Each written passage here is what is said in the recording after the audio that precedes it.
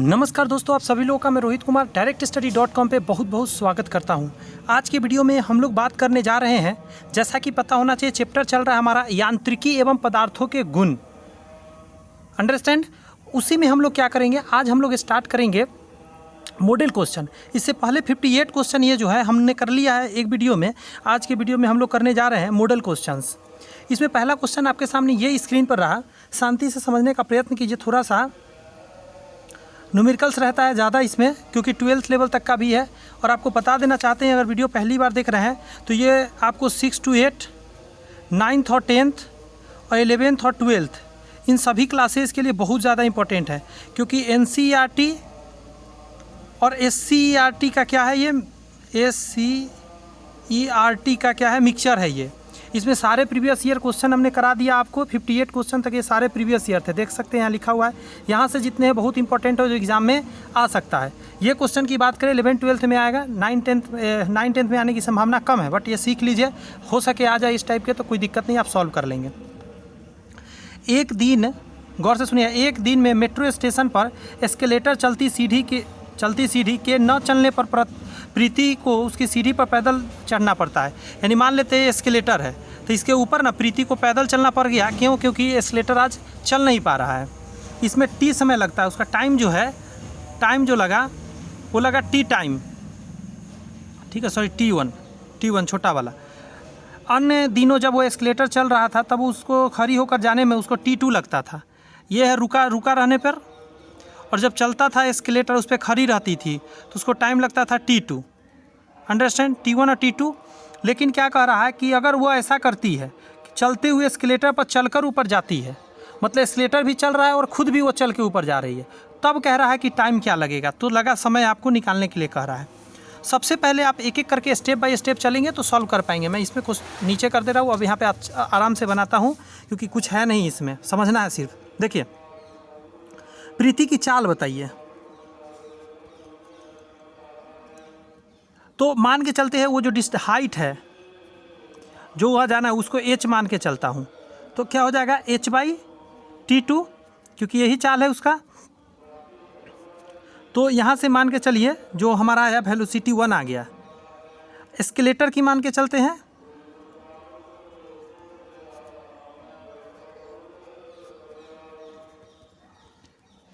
यहाँ प्रीति लिख दे रहा हूँ, प्रीति की चाल था, यहाँ हो जाएगा H/T2 और इसको V2 में लिख दे रहा हूँ। इसमें कोई दिक्कत नहीं होगा? तो नहीं सर, कोई दिक्कत नहीं। अब दोनों एक साथ चलते एस्केलेटर पर प्रीति चल रही है ना, उसकी बात करते हैं। तो टाइम बराबर क्या होता है, आपको पता होता है? टाइम बराबर होता है हाइट बाई वेलोसिटी, तो V1 प्लस V2। यही दोनों चाल है उसका। एक एस्केलेटर का हो गया और एक क्या हो गया, प्रीति का हो गया। इसको 1/t कर दीजिए।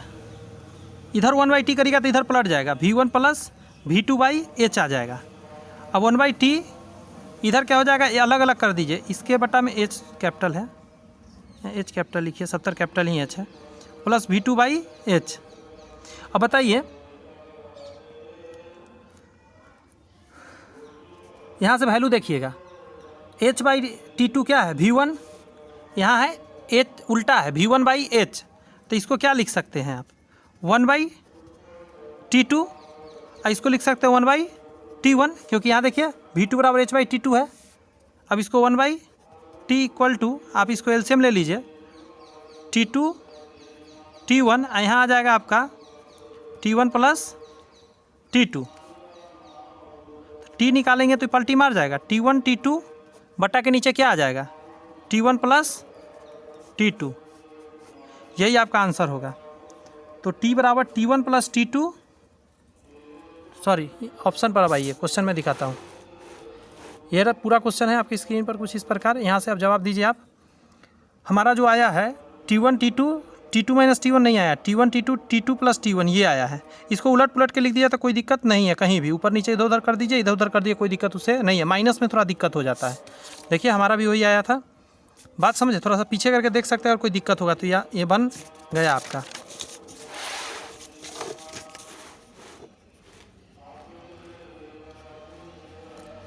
नेक्स्ट क्वेश्चन आपकी स्क्रीन पर कुछ इस प्रकार रहा।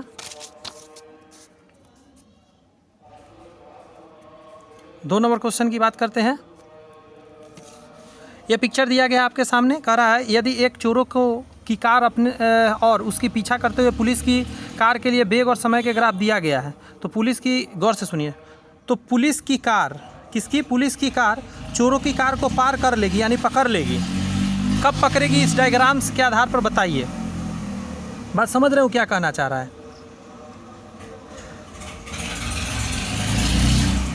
बैकग्राउंड से नॉइज जा रहा होगा, गाड़ी चल रही है बहुत तेज़, कोई नहीं, समझते हैं, एक एक करके लिखेंगे, आपका समझ में आ जाएगा। ये समय के लिए है, ये वेग के लिए है।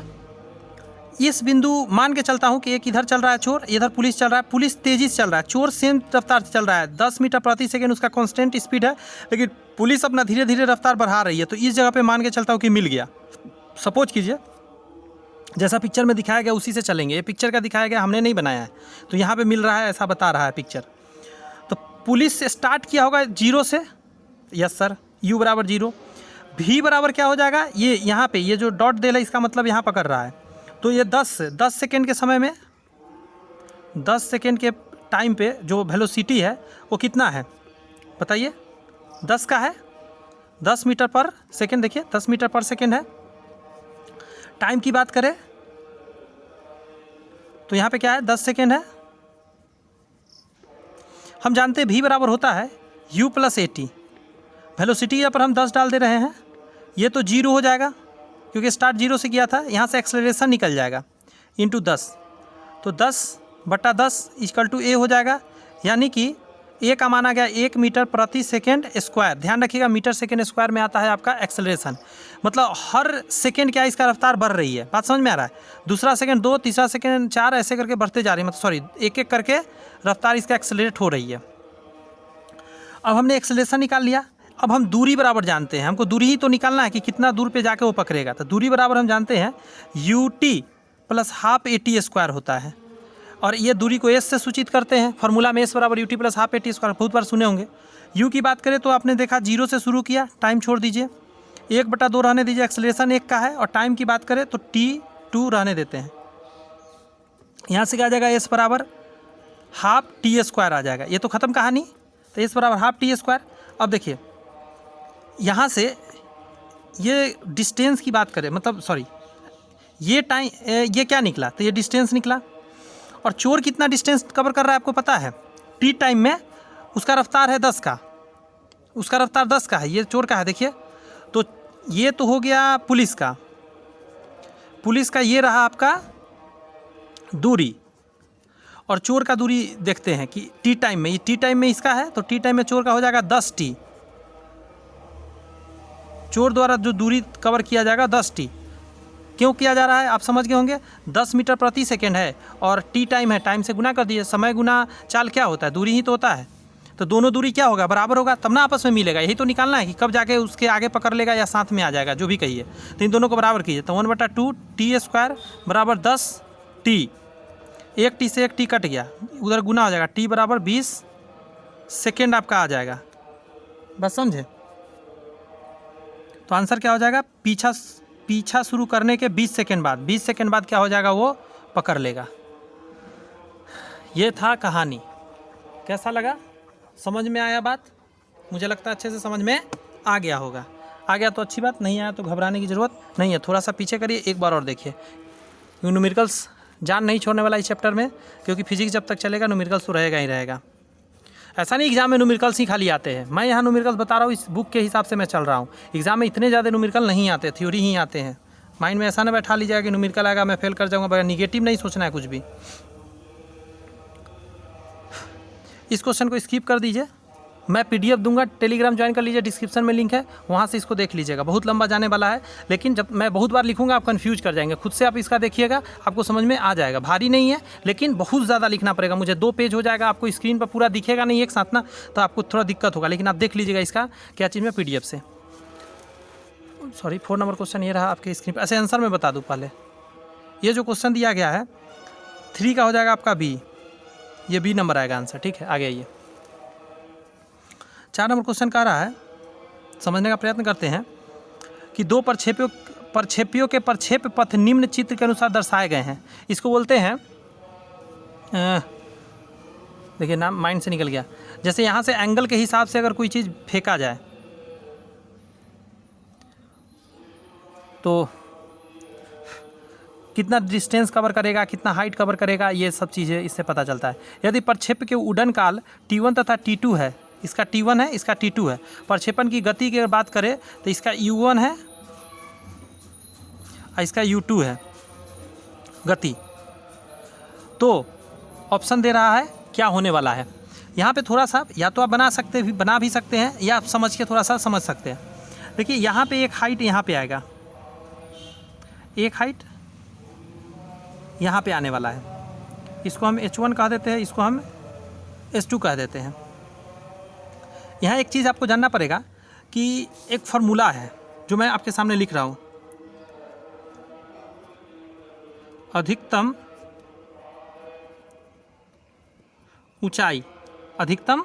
ऊंचाई समान है।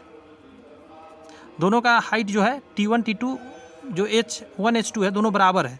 तो हम कह सकते हैं H1 बराबर H2। तो कहिएगा हाँ सर कह सकते हैं। एक और चीज़ है परास भिन्न है। भिन्न का मतलब है परास यहाँ से यहाँ का डिस्टेंस देखिए और यहाँ से यहाँ से डिस्टेंस देखिए, भिन्न है। तो हम क्या करते हैं, हम कह सकते हैं R2 जो होगा वो बड़ा होगा R1 से। ये है R2 और ये है R1। पहले वाला को R1 कहेंगे, बाद वाला को R2। जैसे पहले वाला को T1 T2, पहले वाला को U1 U2 का है, उसी तरह देखिए एक इधर से निकलता है, एक इधर से आता है। दो ये जो चाल तय कर रहा है, इसमें दो चाल एक साथ तय कर रहा होता है, एक तो क्षैतिज और एक वर्टिकल तय कर रहा होता है हर पॉइंट पे। तो इसीलिए ऐसे कंडीशन में हम क्या कहते हैं, हम यहाँ फार्मूला लिखने जा रहे हैं। यहाँ पे हम U2 का पहले लेंगे, यहाँ पे U2 है ये वाला, परास इसका ज़्यादा है। U2 का स्क्वायर मतलब U का स्क्वायर साइन स्क्वायर θ2, इसका θ2 होगा। यहाँ पे ये जो है θ2 है, ये है θ1। θ2 बटा के नीचे G होता है, बटा के नीचे G। और ये बड़ा होगा किसका, U1 का स्क्वायर साइन स्क्वायर θ1 हो जाएगा, नीचे G होगा, G से G कटेगा। अब यहाँ पे देखिएगा एक चीज़ कि थीटा का मान जो होगा लगभग बराबर होगा। यहाँ थीटा का मान लगभग बराबर लेकर चलना है। तो जब थीटा का मान बराबर होगा तो ये साइन से साइन खत्म कहानी। तो यहाँ पे क्या आ गया पता है आपको, यहाँ आ गया स्क्वायर से स्क्वायर गया, U2 जो है U1 से बड़ा है, यहाँ ये निकल कर आया। तो यहाँ पे है ऑप्शन नंबर सी में है, U2 बड़ा है U1 से, यही आंसर हो गया। ठीक है, ऐसे करके इसको करना था। इंटर का क्वेश्चन है। वह निर्देश तंत्र जिस पर न्यूटन की गति का प्रथम नियम लागू होता है उसे कहते हैं, उसे हम लोग कहते हैं जड़त्वीय निर्देशांक तंत्र। जड़त्व का नियम पहला है, न्यूटन का प्रथम नियम क्या है, जड़त्व का है, तो ये आंसर हो गया। स्थिति के मात्रक का चयन निर्भर करता है, स्थिति के मात्रक का चयन निर्भर क्या चीज़ पर करता है, तो आप कहेंगे दूरी के परिमाण पर। स्थिति के मात्रक का चयन निर्भर क्या चीज़ पर करता है, दूरी के परिमाण पे करता है।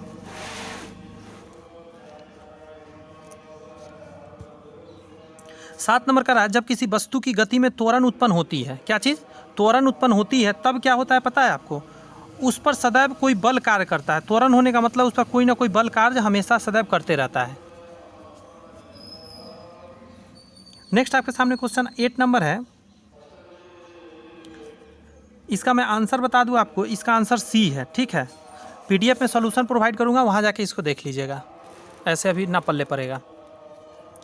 9 नंबर क्वेश्चन का रहा है कि अस्थाई साम्य की स्थिति में किसी वस्तु में होगी, अस्थाई साम्य की स्थिति में किसी वस्तु में होगी, तो आंसर क्या बोलते हैं, न्यूनतम स्थितिज ऊर्जा। अस्थाई साम्य की स्थिति में न्यूनतम स्थितिज ऊर्जा उसके अंदर होती है। संरक्षी बल F तथा स्थितिज ऊर्जा U में संबंध होता है। F और U में संबंध आपसे पूछ रहा है, तो आंसर कहिएगा F बराबर होता है माइनस डेल्टा U, मतलब चेंजिंग डेल्टा का मतलब होता है चेंज, U में क्या चेंजिंग आ रहा है, माइनस में, F बराबर माइनस डेल्टा U होता है। ये सब डायरेक्ट फार्मूला है जो आप याद रख सकते हैं। 11 नंबर क्वेश्चन कहता है निम्नलिखित कथनों में से कौन से कथन सही है। बात समझ में आया? तो आपका 2 नंबर सही है और 4 नंबर सही है। इसका आंसर आप कहेंगे 1 नंबर। इसको गलत है, ये गलत है, छोड़ दीजिए। इसको पढ़ते हैं क्या है, किसी पिंड का द्रव्यमान केंद्र वह बिंदु है, किसी बिंदु का द्रव्यमान केंद्र वह बिंदु है जहाँ पर पिंड पर लगभग कुल गुरुत्वीय बल आघूर्ण शून्य होता है। कहने का मतलब है जैसे कोई भी एक शेप लेते हैं, एक ऐसे चरखूट आपने लिया तो इसका इस जगह पे एक सेंटर होगा। सॉरी आपको नहीं दिख रहा है, यहाँ पेज पे बनाता हूँ। सपोज कीजिए मैंने एक पिक्चर लिया, इसका सेंटर ऑफ मास यहाँ पे है, बैलेंस जहाँ पे हो जाता है, कहने का मतलब कोई भी चीज़, जैसे कोई अदर शेप लेते हैं, ऐसा कुछ शेप है तो इसका यहाँ कहीं ना कहीं एक सेंटर ऑफ मास होगा, वहाँ पे बैलेंस हो जाता है, यही बात कर रहा है। तो वहाँ पे आघूर्ण शक्ति शून्य हो जाती है, आघूर्ण जो भी है। नेक्स्ट है यांत्रिक, गौर से सुनिए, यांत्रिक लाभ का मान 1 से अधिक होने का तात्पर्य यह है कि काम आयाम से अधिक भार उठाया जा सकता है। फिर से सुनिए, यांत्रिक लाभ का मान 1 से अधिक होना चाहिए, मतलब अगर हो गया तो तात्पर्य है कि कम आयाम से अधिक भार उठाया जा सकता है। तो इसीलिए सेकेंड और फोर्थ आंसर आपका 11 के लिए सही होगा। ये सब इंटर का क्वेश्चन है, चैप्टर ही है इंटर का, थोड़ा बहुत इसमें 10th लेवल का मिल जाएगा, उत्प्लावन बल वगैरह वगैरह थोड़ा बहुत।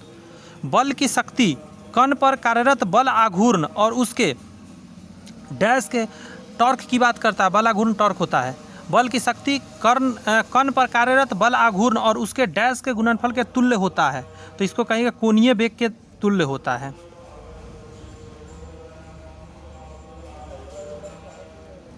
तेरह नंबर क्वेश्चन भी दिख रहा है आपको, 13 का जवाब आप दीजिए।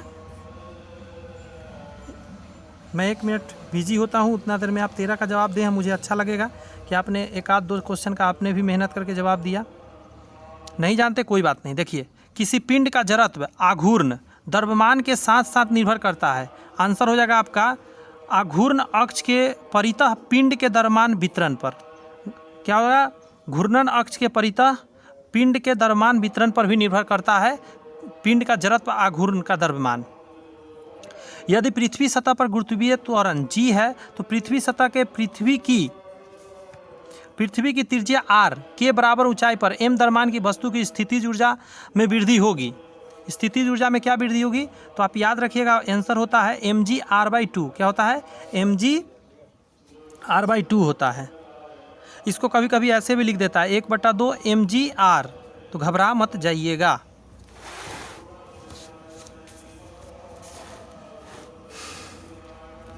क्वेश्चन नंबर 15 पे आइए।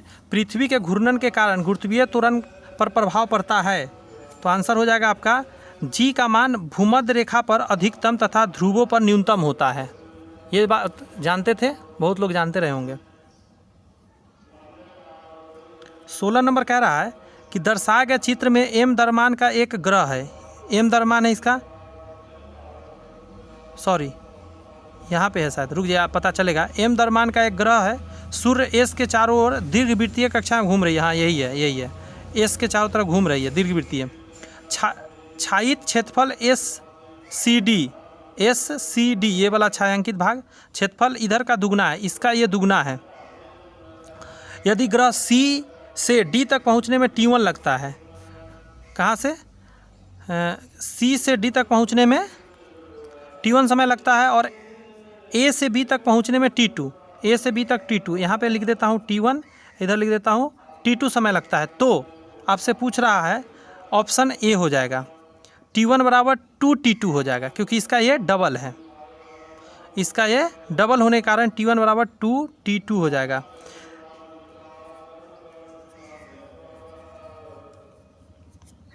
एक चीज़, एक लाइन आपको इसमें समझना होगा ग्रह के बारे में, गौर से सुनिए। किसी भी उपग्रह के लिए क्षेत्रीय वेग नियत रहता है, क्षेत्रीय वेग नियत रहता है। अतः गौर से सुनिए, समान समय में समान क्षेत्रफल तय करेगा, समान समय में समान क्षेत्रफल वो तय करेगा।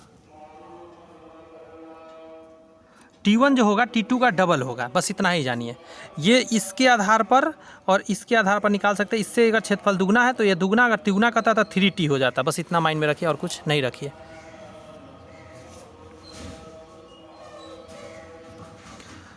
धरातल से h ऊंचाई तथा h गहराई तक गुरुत्वीय त्वरणों का अनुपात, जहाँ h, गौर से सुनिएगा, ये जो छोटा वाला h है, छोटा है पृथ्वी की त्रिज्या r से, तो क्या कहिएगा आप? तो आंसर हो जाएगा कि h के साथ रेखीय रूप से घटता है, h के साथ रेखीय रूप से घटता रहेगा। पृथ्वी की सतह से h ऊंचाई पर एक उपग्रह पृथ्वी के चारों ओर चक्कर लगा रहा है। यदि ऊंचाई h को बढ़ा दिया जाए तो उपग्रह का आवर्तकाल क्या हो जाएगा? अच्छा क्वेश्चन है, बढ़ेगा। जैसी दूरी ऊपर में बढ़ा दीजिएगा तो आवर्तकाल बढ़ जाएगा। विकृति क्या है? विकृति बराबर पहले भी बताया है, विन्यास में परिवर्तन बटा आरंभिक विन्यास, विन्यास में परिवर्तन बटा आरंभिक विन्यास बोला जाता है इसको डेल्टा एल बाई हम कह सकते हैं एल। 2 क्वेश्चन यहाँ पे दिख रहा है। एक धातु की छड़ को संपीड़ित करने पर स्थितिज ऊर्जा क्या हो जाएगा? तो आंसर क्या हो जाएगा? बढ़ती है। छड़ को अगर संपीड़ित करते हैं तो स्थितिज ऊर्जा में बढ़ोतरी आ जाती है। नेक्स्ट 21 नंबर क्वेश्चन का जवाब दे जरा। 21 कह रहा है, एक स्टील के तार या किसी अन्य धातु के तार की स्थिति में प्रत्यास्था सीमा होती है, तो इसको बोलते हैं तार अचानक टूटता है।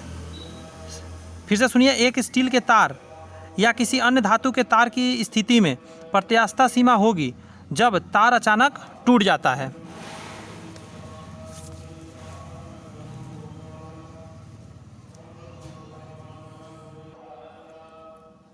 चित्र में विभिन्न पदार्थों से बने 3 तारों का विकृति तनाव वक्र दिखाया गया है।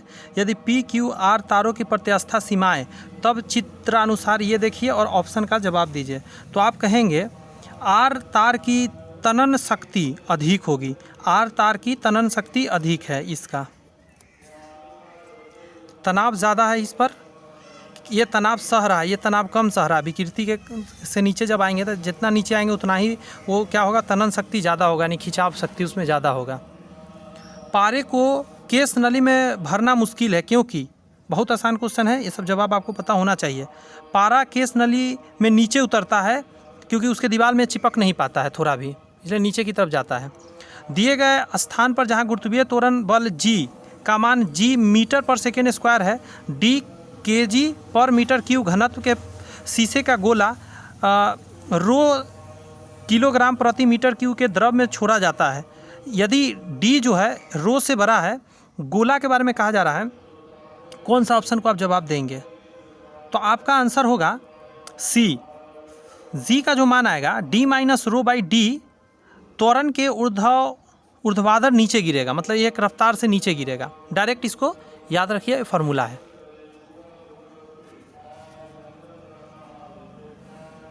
नेक्स्ट कह रहा है कि यदि विभिन्न व्यासों वाली 2 केस नलियों को द्रव में ऊर्ध्वाधर डुबोया जाए तो नलियों के द्रव की ऊंचाई के लिए कौन सा कथन सत्य है? तो आंसर हो जाएगा कम व्यास वाली केशिका नली में अधिक ऊंची होगी, जितना पतला होगा ना उतना ऊंचाई पर रहेगा। 26 का था, एक लड़का एक ट्रेन के डिब्बे में सबसे ऊपर की बर्थ पर बैठा है जो कि एक स्टेशन पर रुकने वाली है। लड़का अपने से ठीक नीचे वाले 2 मीटर की दूरी पर बैठे अपने भाई के खुले हाथ पर ऊपर से सेब गिराता है। सेब गिरेगा हाथ में, हाथ के बाहर, ऐसा कुछ करके आंसर इसका आएगा। तो आंसर होगा ठीक उसके भाई के हाथ में।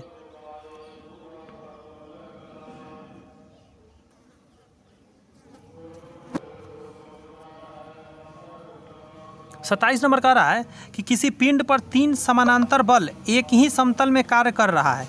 इन बलों का मान 1 न्यूटन, 4 न्यूटन, 7 न्यूटन, उसके बल बाहु क्रम 2 मीटर, 3 मीटर, 5 मीटर है। प्रथम 2 बल पिंडों को दक्षिणावर्त दिशा में तथा तीसरा बल वामावर्त दिशा में घुमा रहे हैं। पिंड पर कार्य करने वाला आघूर्ण कितना होगा? ये सारे क्वेश्चन इंटर के आ रहे हैं, लमसम क्वेश्चन। मुझे एक भी ऐसा नहीं लगा जो 10th लेवल तक का हो। हाँ, 10th में उसका एक आध को मिल गया, लेकिन सभी 12th का चैप्टर ही नहीं है 10th लेवल तक का, इसीलिए 12th की सारे क्वेश्चन ज़्यादातर देखने को मिला है। बट क्वेश्चन बहुत सारे 6 to 8, 9 to 10th में भी आया हुआ है, इसीलिए चैप्टर को पढ़ना ज़रूरी हो जाएगा। तो आंसर इसका आएगा 21 न्यूटन। निकाल सकते हैं, 1 सेकेंड में निकाल के ऐसे दिखाता हूँ आपको।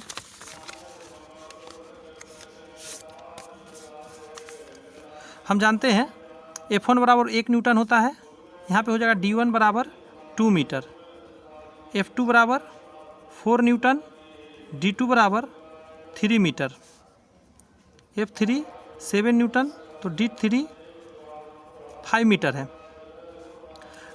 कार्य करने वाला आघूर्ण का एक फार्मूला होता है, गौर से सुनिएगा, F3D3 minus F1D1 equal to minus F2D2। अब वैल्यू डालिए, यहाँ जाएगा 7 × 5 = 35, 4 × 3 = 12 और 2 × 1 = 2, 35 माइनस 14 1 21, तो आंसर क्या आ जाएगा 21 न्यूटन मीटर।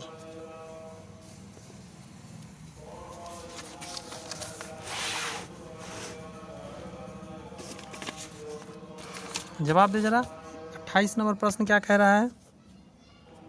एक सरल लोलक का आवर्तकाल पृथ्वी के पृष्ठ पर 2s है। इस पृथ्वी के पृष्ठ से r ऊंचाई पर ले जाया जाता है, तो जहां r पृथ्वी की त्रिज्या है, अब आवर्तकाल क्या हो जाएगा? आपको ध्यान रखना है, 4 सेकेंड हो जाएगा।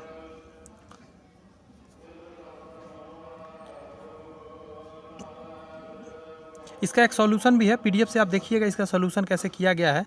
बेसिक सा सॉल्यूशन आराम से समझ में आ जाएगा।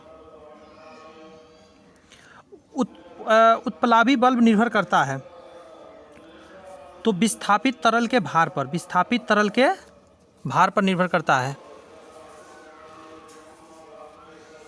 यदि पृथ्वी अपना गुरुत्व खो देती है तब एक पिंड के लिए क्या हो जाएगा?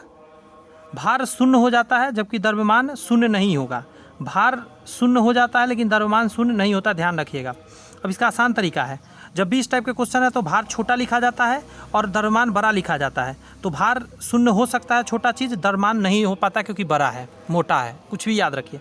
2 गोले, एक लोहे का और दूसरा एल्युमिनियम का है, एक लोहा का है, एक फेरस का है, एक एल्युमिनियम का है, एक समान आकार के हैं। लोहे के गोले का द्रव्यमान 30 kg है, जबकि एल्युमिनियम के गोले का द्रव्यमान 10.5 kg है। सही बात है, इसका घनत्व कम है। दोनों गोले एक साथ एक मीनार से गिराया जाता है, तब वे धरातल में 10 मीटर दूर पर हो, तब वे रखते हैं एक समान, मतलब ये ज़मीन है, इससे 10 मीटर की ऊंचाई पर है यहीं पे, और गिराया गया था बहुत ऊंचा से। यहाँ पे बता रहे हैं क्या समान होगा। ऐसा क्वेश्चन पहले कराया हूँ, तो आप जवाब बता सकते हैं। इसको त्वरण समान होगा, ये ध्यान रखिएगा, दोनों का त्वरण समान होगा, ये माइंड में आपको रखना है। 32 नंबर क्वेश्चन का रहा है, 8 किलोग्राम का एक गोला पृथ्वी की सतह से v वेग से ऊर्ध्वाधर ऊपर की ओर फेंक दिया गया। उच्चतम बिंदु पर पहुंचकर उसका स्थितिज ऊर्जा 64 जूल हो गई, तब गतिज ऊर्जा क्या थी? हम जानते हैं, एक चीज़ जानते होंगे फार्मूला, काइनेटिक एनर्जी बराबर होता है ½ mv² होता है, 1/2 m0² हो जाएगा, यानी ये 0 हो गया, यानी काइनेटिक एनर्जी क्या हो गया? 0 हो गया। अच्छा, पोटेंशियल एनर्जी की बात करते हैं, ये क्या होता है? mgh होता है, 8 × 10 है, इसको 9.8 नहीं लेकर 10 ले रहा है, h का h रहने देते हैं। पोटेंशियल एनर्जी 64 कह रहा है। अब यहाँ से h निकालिए, 88 64 बट्टा में 10 आ जाएगा, 2/5, 2/5 आएगा। 2/5 कहीं पे है? नहीं है ना।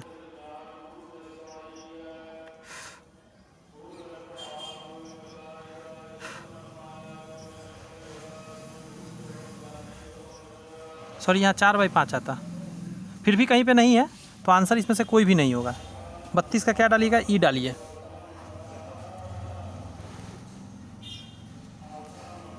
विराम अवस्था में स्थित एक पिंड एकाएक बहुत से टुकड़ों में बढ़ जाता है। फटने से बने टुकड़ों में संवेग का योगफल होगा 0 होगा। यदि नमक के टुकड़े का हवा में भार x ग्राम, स्प्रीट में y ग्राम हो और स्प्रीट का अपेक्षिक घनत्व, इसको क्या पढ़ते हैं?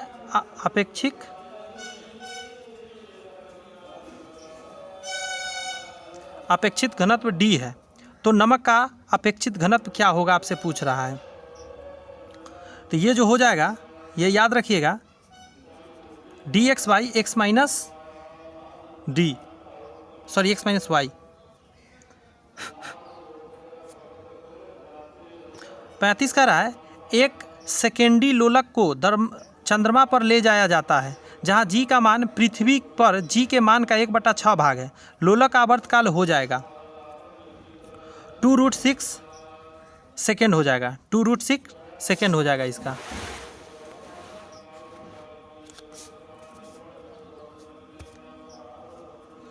साधारण तुला किस सिद्धांत पर कार्य करता है?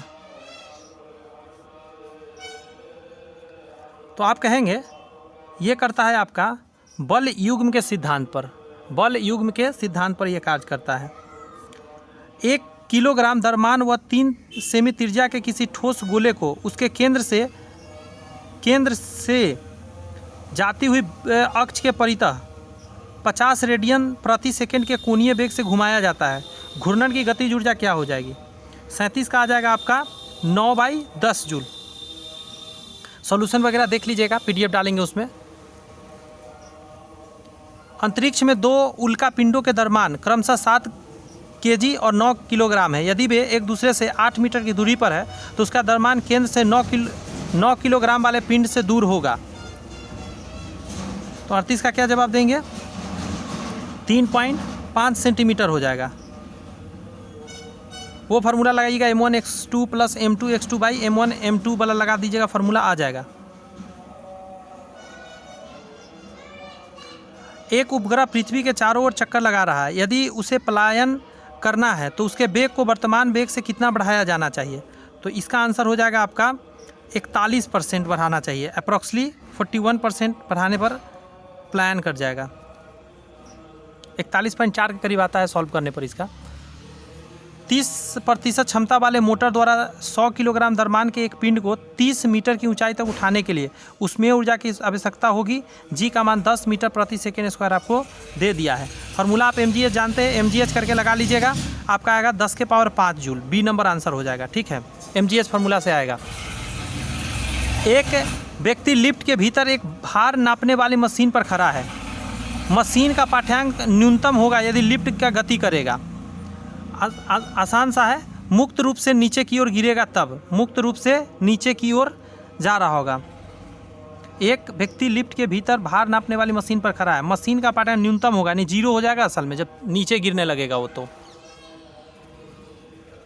2 सेकेंड तक त्वरणशील एक कार 1 सेकेंड तक त्वरणशील उसी कार से डैश गुनी अधिक दूरी तय करेगी। दोनों ही मामलों में कार विरामावस्था से समान त्वरण पर चलती है। सोचिए, विरामावस्था से त्वरण तो कह दिया कि समान चल रहा है। S = UT + ½ AT² लगा के निकलेगा। इसका आंसर हो जाएगा C, समान त्वरण से ऊपर की ओर। सॉरी, माफ़ी चाहते हैं, गलत मैं पढ़ दिया। 4 यहाँ क्या हो जाएगा? 2 सेकेंड, गौर से सुनिए, 2 सेकेंड तक त्वरणशील एक कार 1 सेकेंड तक त्वरणशील उसी कार से डैश गुनी यानी 4 गुनी दूरी तय करेगा। दोनों का मामला यदि ऐसा हो कि त्वरण से स्टार्ट हुआ हो।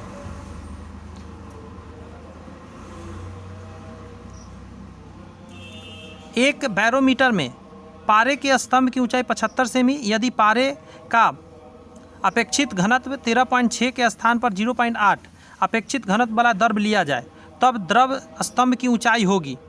तो 43 का कहिएगा B, 12.75। ये निकलेगा H1D1G = H2D2G फार्मूला लगा के ये निकलेगा। सोल्यूशन में इन सभी का सारा कुछ डाला हुआ है, आप अच्छे से वहाँ से देख लीजिएगा। 2 वस्तुओं के द्रव्यमान 4 ग्राम तथा 9 ग्राम है। यदि उनकी गतिज ऊर्जा समान हो तो उसके रेखीय संवेगों का अनुपात होगा।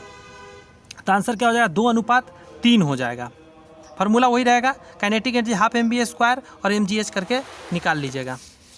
निकाल नहीं लीजिएगा, देख लीजिएगा कहना चाह रहे हैं। नेक्स्ट आइए, केशिकत्व के कारण कोई द्रव केश नली में ऊपर चढ़ेगा। यदि स्पर्श कोण का मान न्यूनतम होगा तब, स्पर्श कोण का मान न्यूनतम होगा तब 25 हॉर्स पावर शक्ति की एक फ्रीएट कार 40 किलोमीटर प्रति घंटा की एक समान गति से चल रहा है। इंजन द्वारा गति की दिशा में लगाया गया बल क्या हो जाएगा? आंसर हो जाएगा E, इनमें से कोई नहीं, क्योंकि जब 46 को सॉल्व करेंगे आपका आंसर आएगा 1678.5 न्यूटन आ जाएगा, जो कि कोई भी ऑप्शन में नहीं है। 47 का रहा है, किसी स्क्रू गेज के शीर्ष पैमाने पर 50 भाग अंकित है। यदि पेंच का चूड़ी अंतराल 1 मिलीमीटर हो तो स्क्रूज का, गौर से सुनिएगा, अल्पतमांक होगा। अल्पतमांक क्या होगा? तो 47 का C हो जाएगा, 0.02 आ जाएगा। चूड़ी का अंतराल बटा होता है शीर्ष पैमाने पर बने भागों की संख्या, यानी 1/50 हो जाएगा, और इसको सॉल्व करेंगे तो 0.02 आ जाएगा। नेक्स्ट क्वेश्चन है, चलती हुई बस में खड़ा यात्री बस के एकाएक रुकने पर किस ओर झुकेगा? पीछे की ओर झुकेगा, सॉरी आगे की ओर। बस रुक गया तो आगे की तरफ, क्योंकि शरीर तो मूव कर ही रहा था उसका। एक बल की क्रिया एवं तत्संग प्रतिक्रिया होती है, तो इसको बोलते हैं हम लोग दो अलग अलग वस्तुओं पर विपरीत दिशाओं में होती है। क्रिकेट की गेंद में 50 मीटर प्रति सेकंड के वेग से 36-30 डिग्री के कोण पर फेंकी जाती है। ऐसे करके 30 डिग्री के कोण पर फेंका गया है। यदि जी का मान 10 मीटर प्रति सेकंड स्क्वायर हो तो गेंद की उड़ान का समय क्या है? टाइम आपसे पूछ रहा है। थोड़ा देर पहले भी फार्मूला बताया था, इसका फार्मूला लगाइएगा। टाइम बराबर 2u sine theta by g. वैल्यू डाल के जब इसमें सॉल्व करिएगा 1.5 सेकेंड आपका आएगा। सॉल्यूशन इन जितने भी क्वेश्चन मैंने छोड़ा है, इसके सॉल्यूशन आपको जो पीडीएफ टेलीग्राम पे डाला जा रहा है, मतलब आज ही मैं डाल दूंगा, उसमें से आप देख सकते हैं इसके सॉल्यूशन दिए गए हैं। 12th का है बहुत सारा, इसी बात को मैं छोड़ दे रहा हूँ क्योंकि 12th की ज़्यादा बात मैं इसमें नहीं करूँगा, क्योंकि मैं क्या पढ़ा रहा हूँ 9-10th लेवल तक का पढ़ा रहा हूँ, 6 to 8 और 9-10th के लिए मैं पढ़ा रहा हूँ। तो 11-12 ज़्यादा पढ़ा के आपका समय मैं गड़बड़ाना नहीं चाहता, बर्बाद नहीं करना चाहता, इसीलिए मैं इसको स्किप कर देता हूँ। जो भी 10th लेवल का जैसे ये सब क्वेश्चन है जो मैं बता रहा हूँ, ये सब क्वेश्चन आपको डायरेक्ट देखने को मिल जाएगा। लेकिन ये जो जितने न्यूमेरिकल्स है ये सब टफ लेवल न्यूमेरिकल 11-12 आपका उतना स्ट्रांग हो भी नहीं सकता 9-10th वाले का। अगर सपोज करिए है जिनका, तो सॉल्यूशन देखेंगे उनको समझ में आ जाएगा, सॉल्यूशन उसमें अच्छे से दिया गया है इसीलिए। और इसका सॉल्यूशन भी मैं ऐसे प्रोवाइड करूंगा, इसका सॉल्यूशन भी मैं जितने भी थ्योरी बनते हैं या ऑब्जेक्टिव न्यूमेरिकल के अलावा वो सारे में करा देता हूँ। इसका सॉल्यूशन देखिए मैं ऊपर करके दिखा दे रहा हूँ। जैसे ये यहाँ से आंसर दिया हुआ है, इसके देखिए सॉल्यूशन दिया गया है। तो जैसे ये जितनी भी थ्योरी लिखी रहती है, ये सारी बातें मैं आपको अच्छे से समझाता हूँ, इसमें से ऑब्जेक्टिव बनती है, तो इसीलिए ये सारा मैं समझा देता हूँ। न्यूमेरिकल ये सब छोड़ देता हूँ, ये सब आप देख लीजिएगा, ये सारी बातें ये सब मैं ऐसे नेक्स्ट क्लास में समझाने वाला हूँ, आप एकदम निश्चिंत रहें।